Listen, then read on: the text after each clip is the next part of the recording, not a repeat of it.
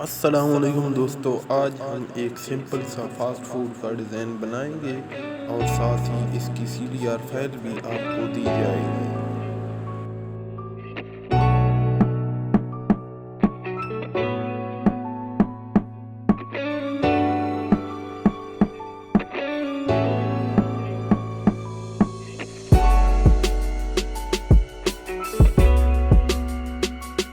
अगर ये वीडियो आपको अच्छी लगी है तो इस वीडियो को लाइक करें और चैनल को सब्सक्राइब करने के साथ घंटी के बटन को भी दबा दें ताकि हमारी वीडियोस आप तक पहुंच सकें।